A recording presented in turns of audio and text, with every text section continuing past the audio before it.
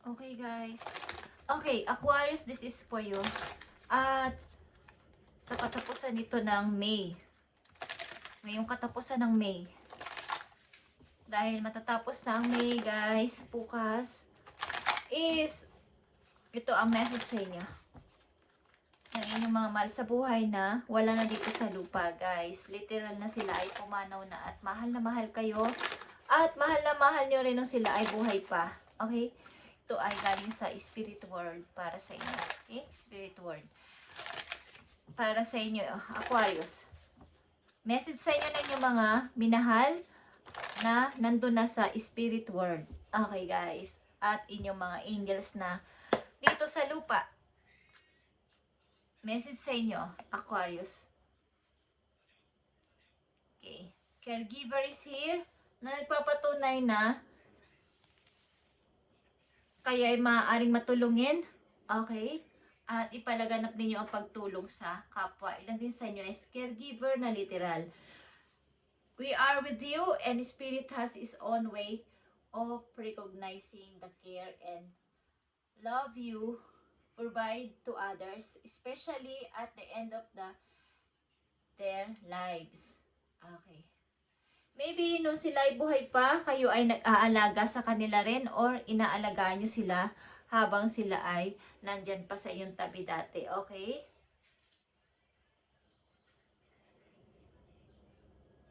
Okay, guys. Yung pag-aalaga sa kapwa, pag-aalaga sa mga mahal sa buhay, is maaaring ginagawa ng mga ilang Aquarius na nandito sa reading. Or kayo ay talagang trabaho nyo ay caregiver talaga. Tingnan natin ang nakapalob dito sa inyong message na galing sa inyong mga mahal sa buhay na nandun na sa spirit world at inyo ring mga angels sa ngayon. Okay? Aquarius. Sa pagtatapos ng May, guys, is maaaring may mga paparating sa inyo na opportunity. I need message for Aquarius.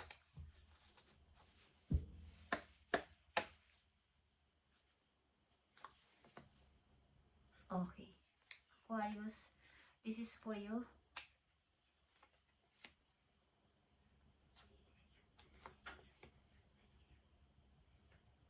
Knight of Cups is here. Okay, Aquarius. Tingnan natin. Message sa inyo, hello from heaven. Okay. Meron sa inyong gusto mag-hello from heaven, guys. Mga bahal nyo sa buhay na nandun na sa heaven o nasa langit na. Okay, mga pumanaw na to. Gustong mag-hello sa inyo. Dinadaan nila to sa mga signs, okay, sa panaginip ninyo at sa mga mangilan-ngilan na nakikita nyo sa paligid na hindi nyo parang coincidence, nakikita nyo lang is parang iba sa paningin ninyo, okay?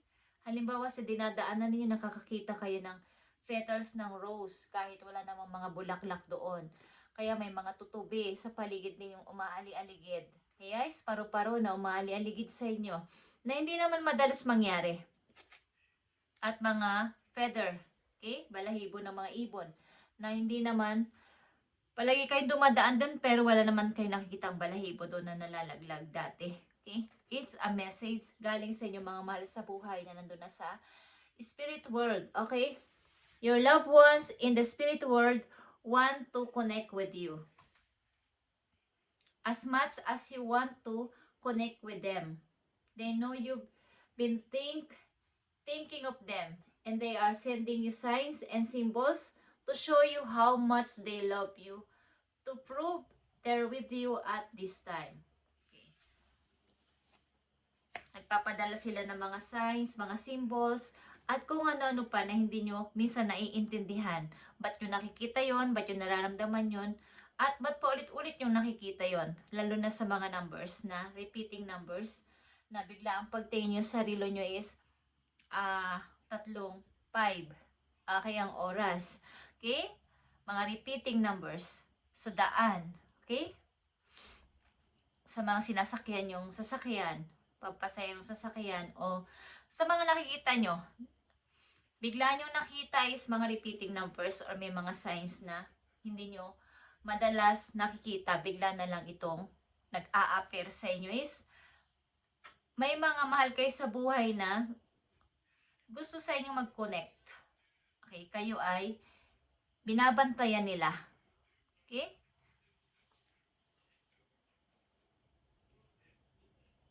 Tingnan natin ang message sa inyo, Aquarius.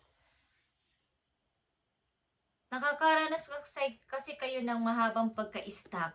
Okay? Eight of Swords. Kalungkutan, pagka-stuck, at hindi kumbaga, walang magawang desisyon sa buhay. Malungkot. Ilan sa inyong Aquarius na nandito. At ito yung inyo ding energy. Eight of Swords. Napakahirap ng sitwasyon ng ilang Aquarius na nandito sa reading. Kaya meron sa inyong mga mahal nyo sa buhay na gusto sa inyo makipag-connect. Gusto nilang iparamdam sa inyo na nandito lang kami sa tabi mo, Aquarius. Huwag kang malungkot. Nandito ang Wheel of Fortune, guys. Katulad na sinabi ko, may mga papating na mga opportunity sa mga Aquarius na nandito. At paparating din ng isang taong gustong makipag-connect sa inyo. Again. Okay. Again, guys. At ito'y nakadestiny nyong makakonect, makita, makausap muli, magtagpo. Nakadestiny itong matagpuan nyo, magkatagpo kayong dalawa. Ito ay Two of Cups, guys. Okay? Ito'y pagpapalitan ng Two of Cups at ito'y emotion. Malalim na koneksyon ng dalawang taong matagal na hindi nagkita o nagkausap o nagkaroon ng, parang hindi na nagkaroon ng usap ng matagal na panahon. Is meron ditong babalik sa inyong buhay, Aquarius, ito man ay inyong friend or loved ones. Okay. Yeah. Ito ay lovers. Andito na nga Two of Cups, nandito pa ang lovers. Guys, ito ay soulmate and twin flame. Okay. Ito ay nakadestiny ninyong nakadestiny ninyo itong kumbaga maranasan. Guys, sa haba-haba ng inyong mga tiniis o nahirapan kayo sa sitwasyon na ito, na stuck ng napakatagal, sad to say, all of the sudden is may paparating na person sa inyo. Okay? Dito. At ito ay soulmate and twin flame. Guys, maaring ilan sa inyo dito ay nakaranas na napakahirap na sitwasyon sa inyong minahal. At finally, may isang tao dito na patungo sa inyong buhay. Okay, sa inyong direksyon. Para kayo ay makatagpo. Okay.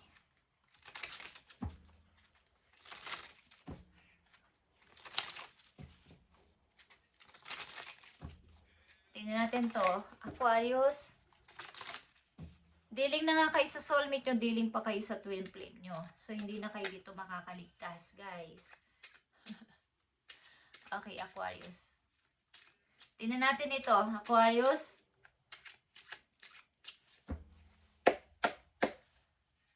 I need 3 messages dito sa Aquarius. May magtatagpo ditong dalawang person. At ang inyong mga mahal sa buhay din na nasa heaven na ay pilit kayong nakikipag-connect sa inyo. Okay, Ace of Wands is here, Aquarius, at napakaganda nito. Isang bagong ikaw, bagong mga pagkakaabalahan, at in and out sa buhay mo ay lahat ay new, guys. Okay. Five of Cups is here, Aquarius.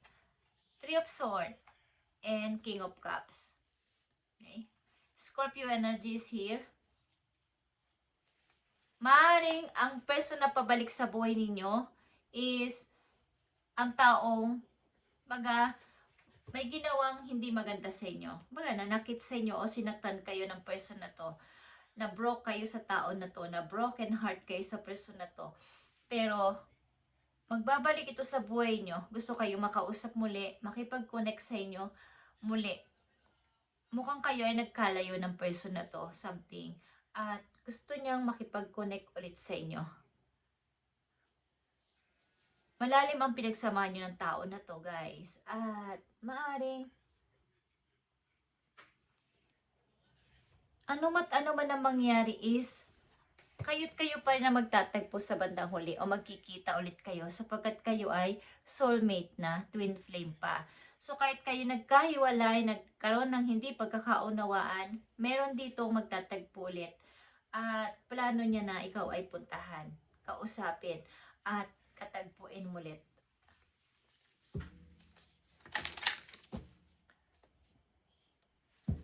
Ang ilan sa inyo is nasa healing process pa din. Galing sa pagka-broken heart, guys. But, meron ditong person na babalik sa buhay ninyo para makipag-usap. Depende yan sa inyo kung tatanggapin yung person na to kahit kaibigan na lang. Tingnan natin, Aquarius. I need 2 messages dito para sa'yo. Ito ay iyong official person kasi. Sudden wealth din is here, Aquarius, at great fortune. So sa inyong opportunity, katulad ng sasabi ko, may mga paparating din sa inyong magandang opportunity, is pagtaas ng inyong pera. At magandang oportunidad is paparating sa inyo. Guys, okay?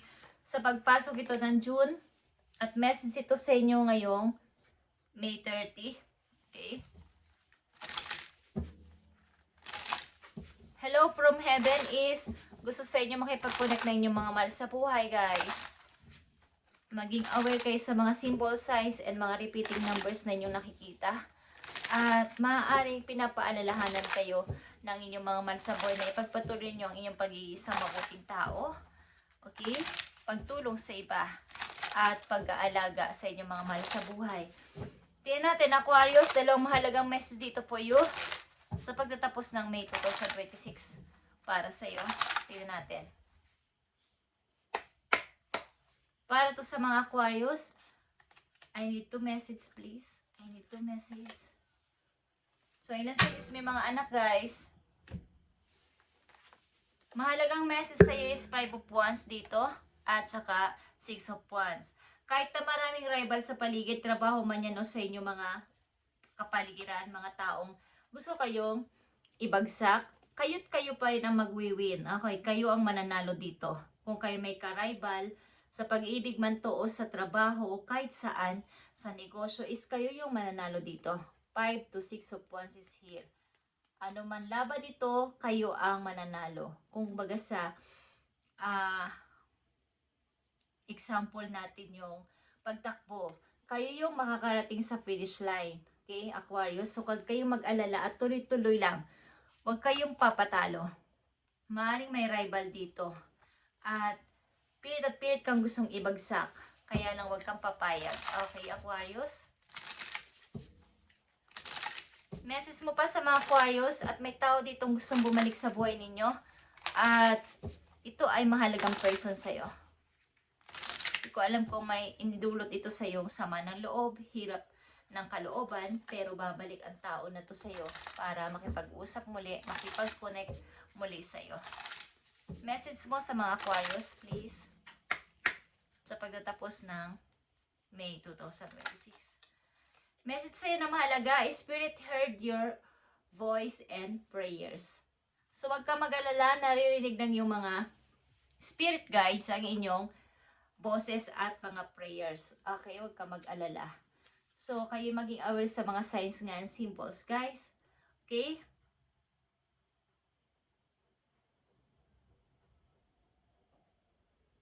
Mark identities are preventing this from happening. Okay. Maaaring kayo may matagal nang ipinagpipray kay God at ito ay dadaanin niya sa mga signs, sa mga symbols, and repeating numbers na inyong mga makikita. Okay? May kinalaman to sa inyong opportunity. Okay?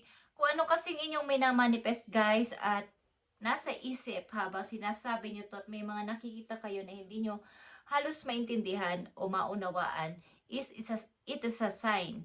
Okay? yun ay sign galing sa heaven. Depende sa inyong pagmamanifest at depende sa inyong paghingi ng sign. Kay God is meron siyang ipapadala, guys. Okay?